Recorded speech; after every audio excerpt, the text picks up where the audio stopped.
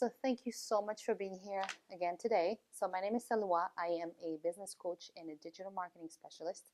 And this is the hub where we help women entrepreneurs to grow a meaningful and profitable business. So today we are going to talk about what kind of business should you start. So now that you are ready to take on this entrepreneurial journey of yours, it's time to figure out what kind of business you want to start. Chances are that you have been flirting with different ideas of businesses you want to start. So today I'm going to give you a few pointers on how to actually pinpoint that one business you want to start. Are you ready? So let's get started.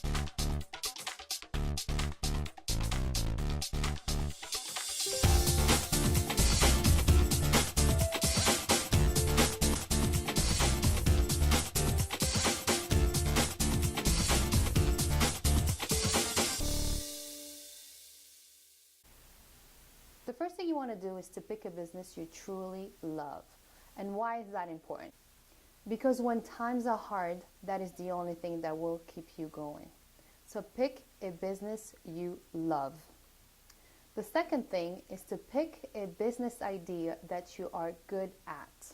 And the reason for that is that if you're really shady or you're not good at what you do, your potential clients or customer will end up hiring your competitors. So you want to make sure that you choose a business that you are good at. Now, there's few exceptions. I've known businesses who started something that they're not really good at. They didn't know what they were doing in terms of the craft, but they knew how to run the business. So I'll give you an example. A friend of mine owned a chain of hair salons. He created a very smart system, simple, with interesting and affordable prices. And he managed to grow up to, I believe, 10 or 11 different hair salons. However, he does know nothing about hair, but he knows a thing or two about opening a business. So in that case, that would be an exception. But let's say if you want to go in business for yourself, as you working in your business, I'd recommend that you pick a topic or a business that you are really good at. The next thing you want to pick is something that the market needs. And why is that? Obviously, you want to be able to generate funds, money. If you are not making money from your business, then this is not a business, this is a hobby.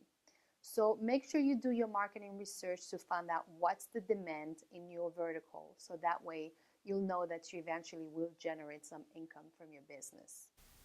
The next thing I want you to think about or ask yourself is, why do you want to start a business?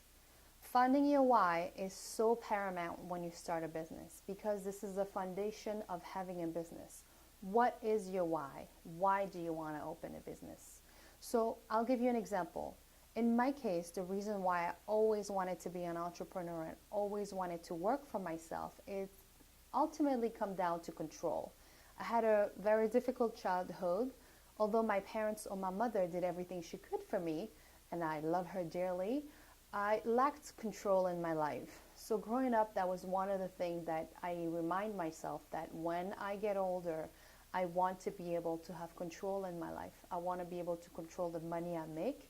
I want to be able to control who I work with and where and when. This was really important for me. It has been a very long journey, but I am here today working for myself and I'm able to have that control that I always wanted. So that would be my foundation in starting my own business.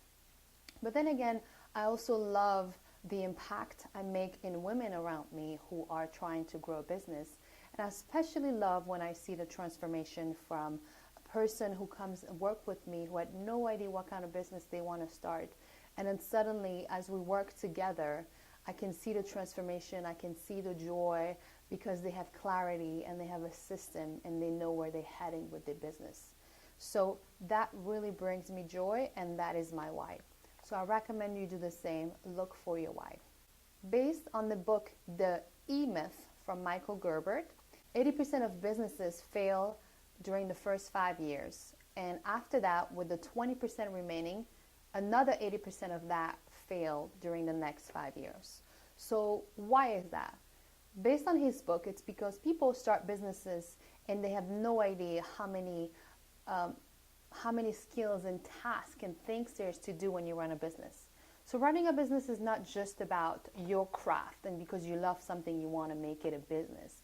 There's so many other factors to that, like the administrative part of your business. There is the content creation, the marketing. If you have a brick and mortar store, you have to open the store, you have to close the store, you have to clean it, you have to hire people, fire people, and it's endless. And when you just start a business and you don't know any of that, that's ultimately leads you to failure.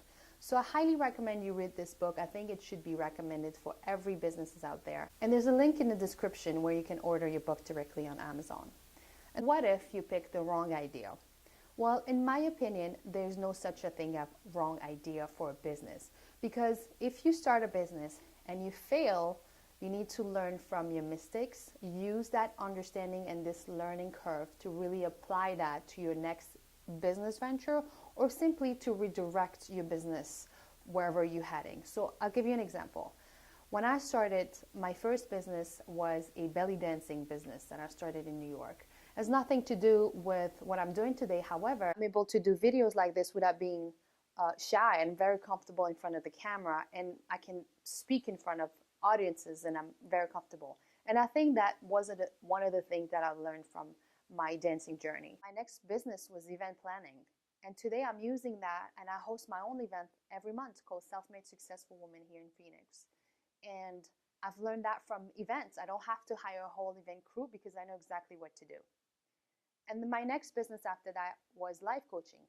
When I was a life coach, I was really trying to figure out who was my ideal client, and that led me to business coaching and eventually digital marketing.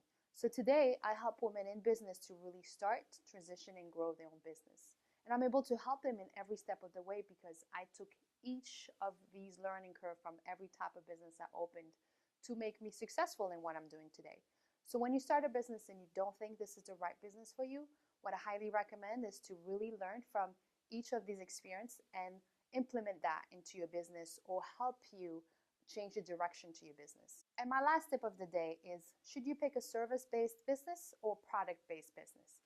Well, to me, service-based business obviously have a lower startup cost.